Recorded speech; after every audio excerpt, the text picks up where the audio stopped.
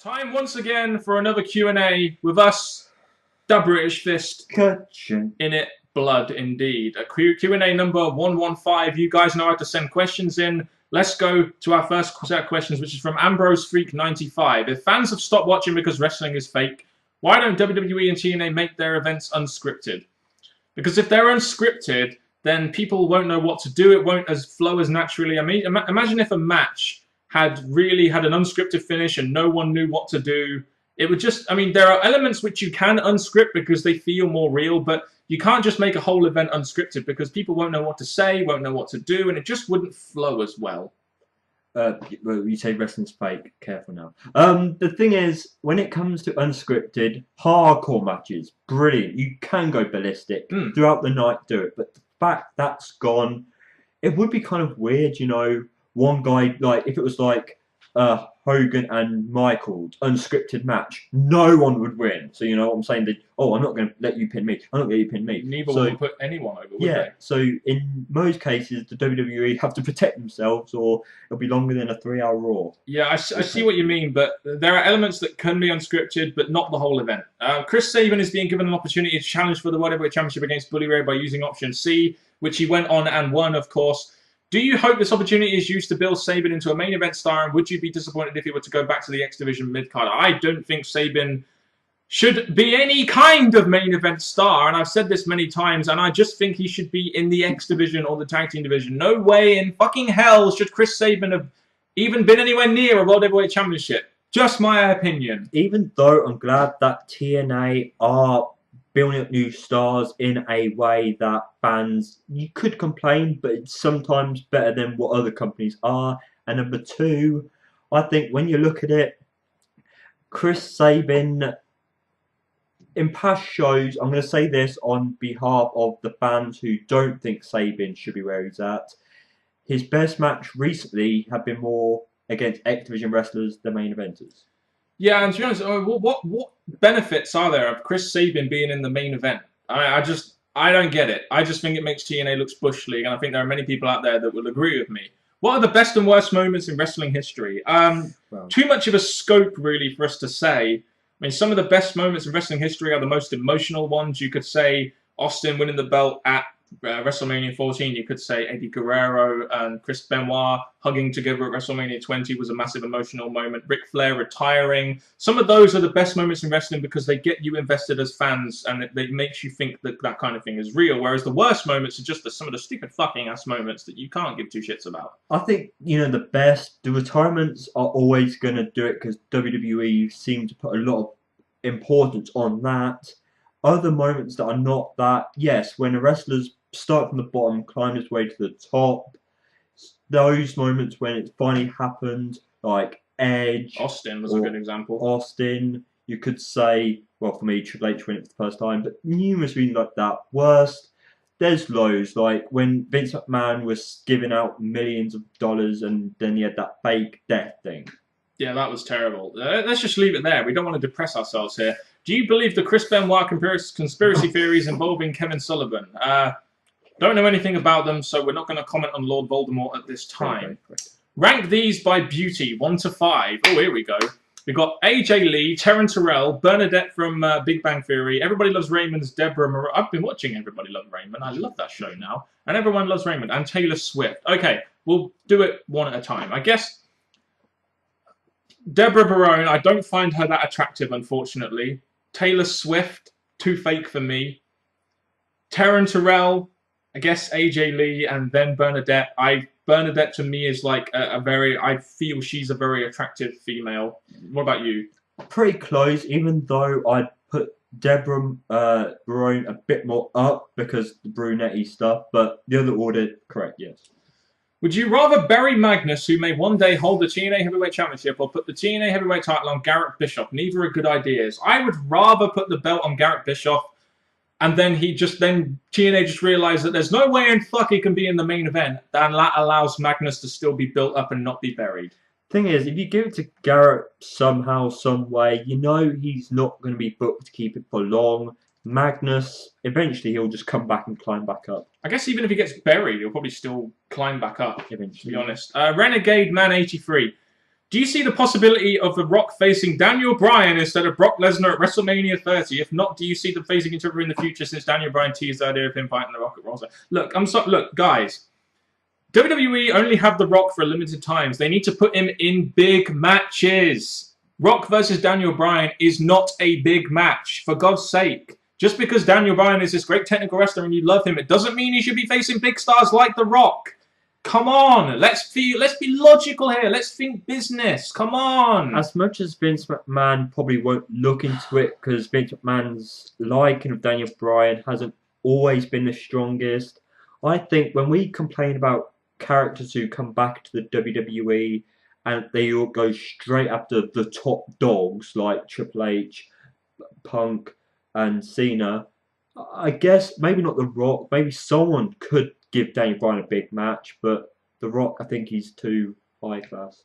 Why would people want The Rock to face Daniel Bryan? I mean, doesn't matter. RFV, 089. Which of these is the greatest importance to happen in 2013? John Cena losing clean, Magnus winning World Heavyweight Championship at Bound for Glory 2013, or Austin Aries versus AJ Styles? I mean, John Cena's already lost clean a couple of times already, not this year. So him losing clean isn't that big of a deal to me.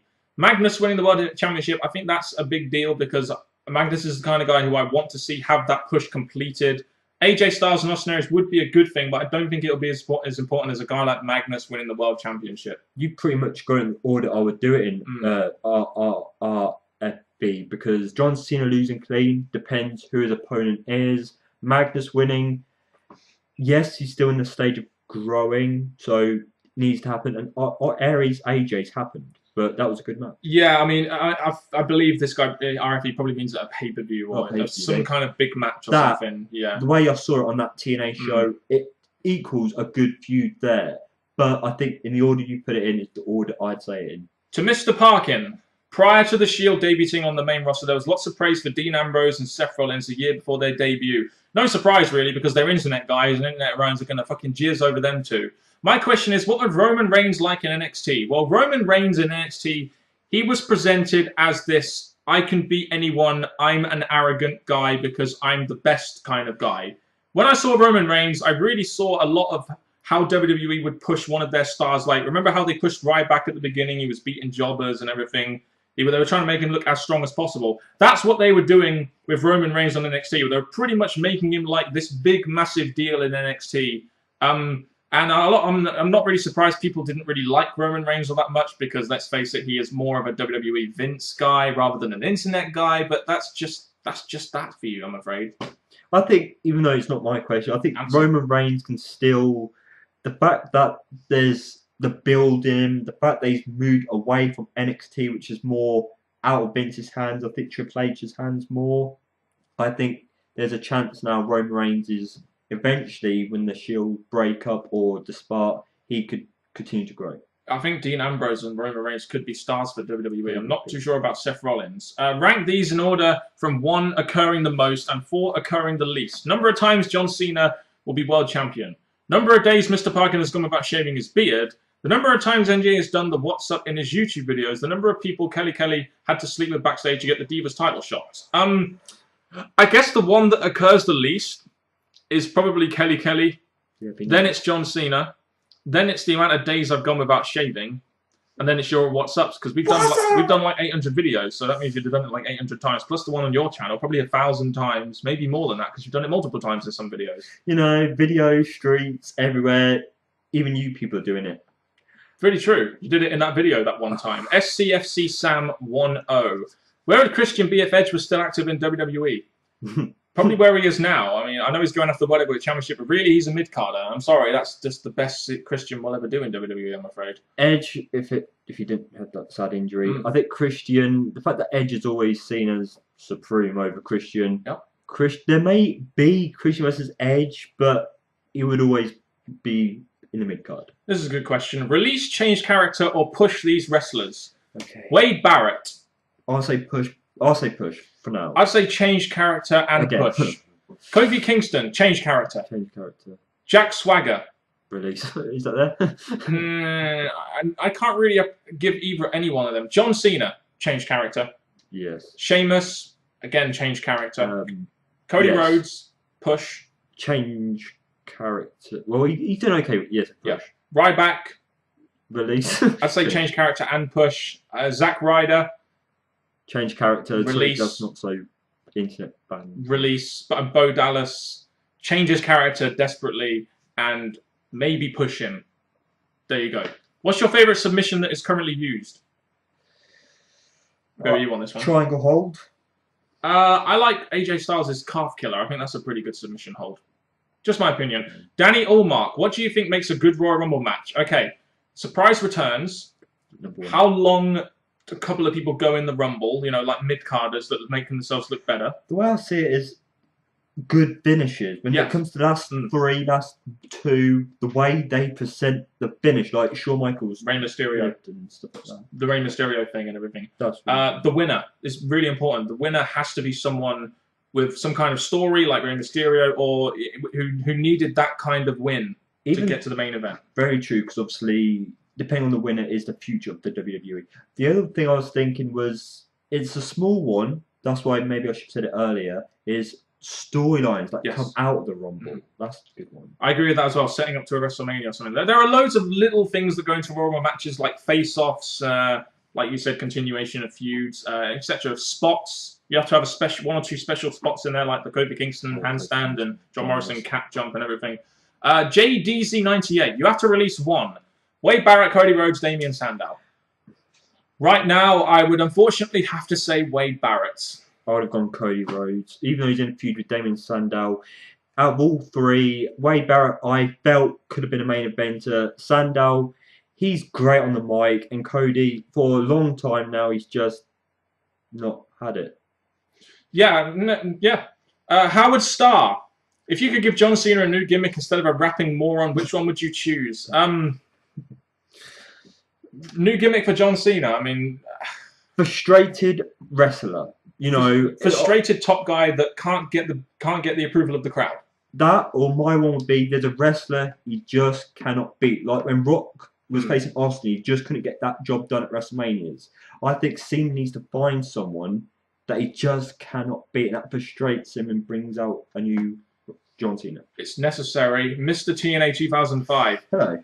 What would you think if TNA would cultivate the Sabin storyline and make him world champ? They just did, just once. Now, I understand he's not world championship material, but just like Jesse, he has a phenomenal storyline which could be something different. I mean, the injury storyline, I guess was a decent storyline, but was it a big enough storyline to really make him a world champ? Really? A couple of injuries? Really? All I'll say about Sabin is that he's got a great fan base, so I guess long-term TNA fans got behind him and wanted to see him progress. But I think since his return, they pushed him a bit quick. Yeah, and it just came out of nowhere. After Hogan and Sting are gone, which old guys do you think will take the young guys' deserved spot in TNA? Well, are there any left? Probably not. After Hogan and Sting gone, which old guys do you think will take the young guys? Apart from Bully, which he's got a long time. Yeah, I mean, there won't really be any like old guys there, I guess. How would you see a Christian Edge manager world title run with promos for this to and after 4 or 5 months, him losing to Claudio or a Dean Ambrose? A Christian world title run? No. Facing Claudio and Dean Ambrose?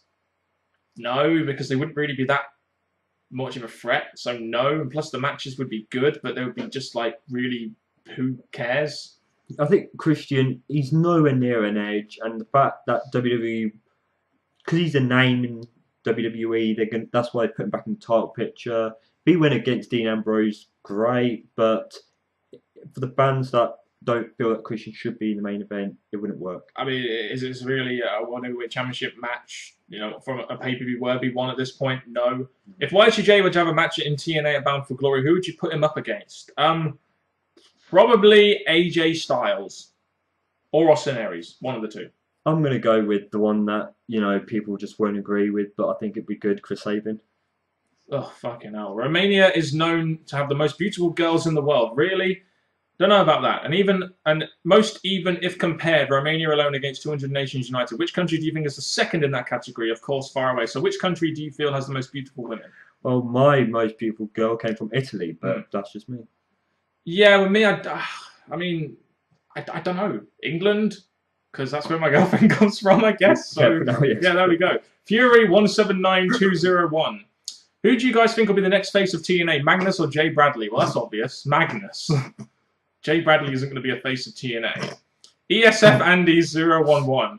What are your thoughts and feelings about the Voldemort film being made? Do you think it's inappropriate or a good thing, and why? I don't know. I haven't really heard. I've heard them maybe making a film about Chris Benoit. I don't know whether it's like in production or Voldemort. You got it right, mate. But I don't know. I'm not really. I don't have any opinion on it really. The WWE. If this is it WWE's plan of doing this? Because if it is, they're breaking their cloud over. It won't be WWE's plan. There's no way they would have commissioned a film like this. If it's out WWE, there are still Benoit fans, even if he did the incredibly wrong thing by the end. The Extreme Wolfpack. Are you going to watch the one night only Hardcore Justice 2 mini TNA pay-per-view? It looks very interesting, especially them bringing back some hardcore legend for the show. No, that's not the Hardcore Justice TV show. That's the one night only pay-per-view. To be honest, after the first one, the one night only pay-per-views really didn't appeal to us, so we just didn't watch them. They were just kind of... I mean, you look at the most recent one they had like 4 matches in there, which you'd seen many times, and it's just like, well, what's the fucking point? I mean, they don't continue any storylines, it's just matches, and you need a little bit more than that. Even if they put on good wrestling matches to entertain wrestling fans, I think if there weren't so many little ones, and the ones they had followed on storyline, maybe be more encouraged to watch it. I mean, if it was one of maybe 6 pay-per-views, Destination X, Hardcore Justice being like the other 2, then maybe I would definitely be interested in it. Don't get me wrong, but the one that only pay-per-views just suck. I'm sorry, that's why DirecTV have taken them off the air, because they fucking suck. RPG Rich Porter. At this point in time, it's looking like AJ is a bit of a mid-carder, even with all that build-up and new look and a re-hashtag Sting storyline. He's still kind of not the top. What went wrong? What went wrong is they put him in the BFG series, and while that may have been the right thing to do, they've just done very little with him because you can't really put any focus on AJ Styles, and the crowd aren't really reacting to him right now because they don't know whether to cheer for him or boo for him. That could be the case. I'm more leaning towards, I think when they brought him back, they had possible feuds for him.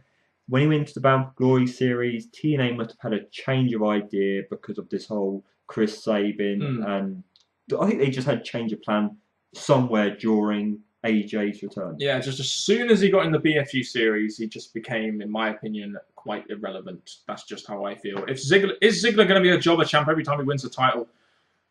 Probably, because WWE can't really ever seem to make him a strong champion. Probably because they don't see him as a top guy. You could beat guys like Sheamus clean, I guess, because he's one of those like guys who can only really win with a roll-up or cheating or something. I don't know. I have a bit more support for Ziggler. I think his last World Championship run, accidents happen. I think the fact they're slowly building him back up, maybe not in the best way possible, but that is the direction that WWE possibly want to go back in. When he comes World Heavyweight Champion again, I expect it to be better. Have you seen the clip of Scott Hall saying the advice he got from Terry Funk? Don't job too good, or that's all you'll be doing. Do you think Ziggler has fell into that trap? Yes.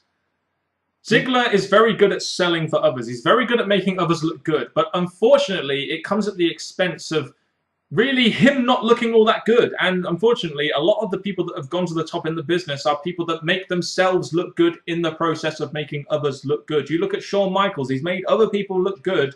But at the end of the day, he also makes himself look good in the process. And unfortunately, Dolph Ziggler has fell into that trap. And it has really meant that he can't really ever be considered any kind of top guy because he's always better at making other people look good and not himself. You're not a Ziggler fan, are you? Well, I mean, what, him or me? Both you. Well, I am a Ziggler fan. It's just that I can't disregard the truth that Ziggler is always making other people look good, and that's not making himself look good. So he's never really going to get into the upper echelon of WWE because he's just never making himself stand out. And unfortunately, WWE putting him with more women is another way of him not fucking standing out. Last question. Thunder Night 19.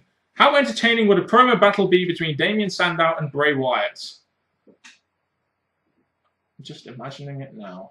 Again, we always look out for the great mic talkers. That's why we look forward to CM Punk going to feuds against big names. I think Damien Sandow and Bray Wyatt, the fact that Bray Wyatt has a different kind of promos to majority of the comers in the WWE, I think it would be definitely good, and they'd bring out different aspects of promo against each other. Yeah. That would be awesome. I think the one issue with that is their styles are so contrasting that it'd be very hard to work some kind of really promo where them to really connect as characters or really provoke some kind of feud. That's the only issue I have with it. But if put them in the same ring, maybe in a tag team rank or something, maybe in like a 6-man tag or something, then maybe you can get some great mic work out of them. But there we go. That's another Q&A from Mr. British Fest. God. Please keep sending in your questions as we continue this Q&A series until we probably die. So there we go. That's another Q&A. Thank you very much for watching, guys. And NJ has something to say. And please, people, follow the buzzards, because from Mr. Parkin and me, NJ, you're welcome.